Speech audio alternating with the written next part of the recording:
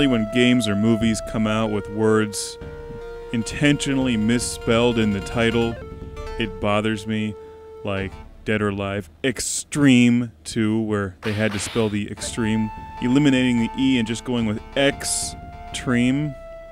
Maybe some people think that's cool, but I think it's usually stupid. However, in the case of Samurai Showdown, where they've eliminated the first W in Showdown, it's a nice play on words from Shogun, which roughly means general in Japanese.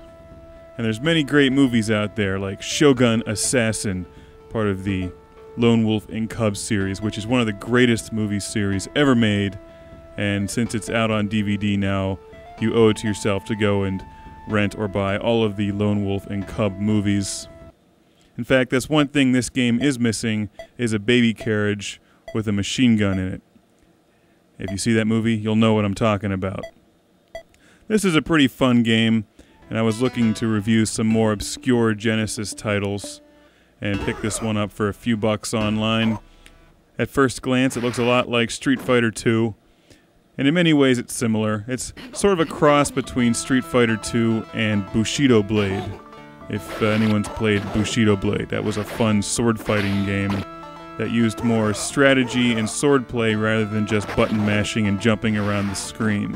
This game has a combination of both elements.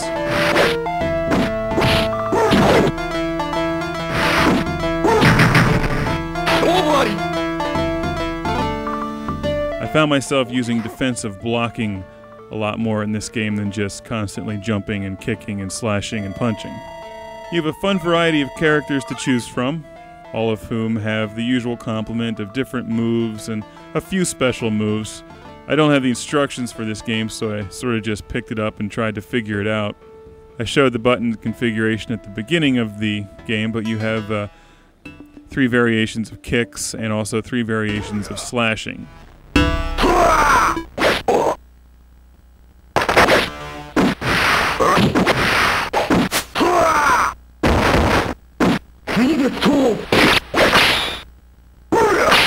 I'm not the biggest Street Fighter II fan or Mortal Kombat fan in the world. In fact, I'm not even the biggest Pit Fighter fan in the world, if you can believe that or not.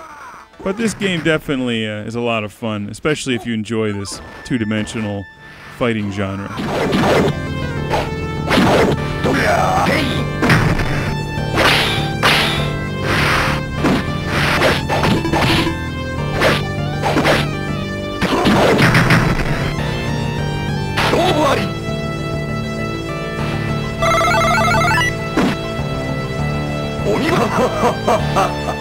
Each of the characters has highly amusing statements that they'll give before and after each match.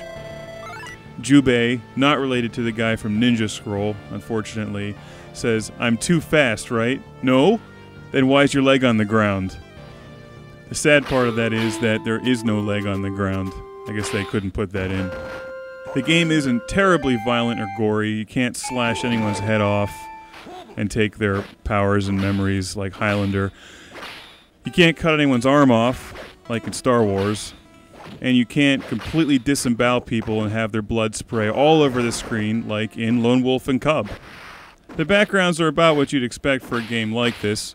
We have one here in the cave or something with some skulls in the background. And then this character here is my favorite. He reminds me of Jean-Claude Van Damme. And he's got a dog with him that you can send out and attack the enemies or burn them with your flaming dog or whatever. Not entirely sure how that works. I was hoping that there'd be a button command to just let your dog loose on him to maul him to death, but I couldn't figure out that button combination. Then you can fight against yourself, which is a lot of fun because it reminded me of the movie Double Impact, where you don't have just one Van Damme, you have 2. Chad and Alex, I believe, because they were identical twins. So it was awesome to get double the Van Damme-ness in one movie. And that, of course, reminded me of Lionheart, another great movie starring Van Damme. Actually, not so great. In fact, it was pretty bad. But in Lionheart, he was always fighting with a crowd watching in the background like we have now. And I think he was even fighting on the docks for money, and he was wearing his sailor pants. In fact, wasn't he in the Street Fighter movie?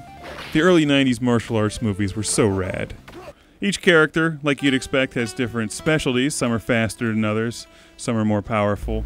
And here we have some cutscenes. I awake from 100 years of sleep to wreak havoc, which reminds me a lot of Highlander 3.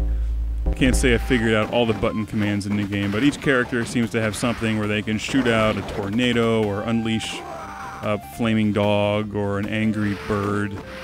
You can knock your opponent's weapon out of their hands, and then you have to go at it with fists until you can pick up your sword again.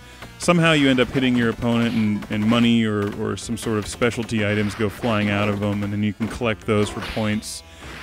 It's got a pretty nice scoring system that does make the game have fantastic replay value, where you get additional points depending on how fast you end the match and also how much health you have left. Here's this chick. She's actually, I think, the best character in the game, and she is really hard to fight against. In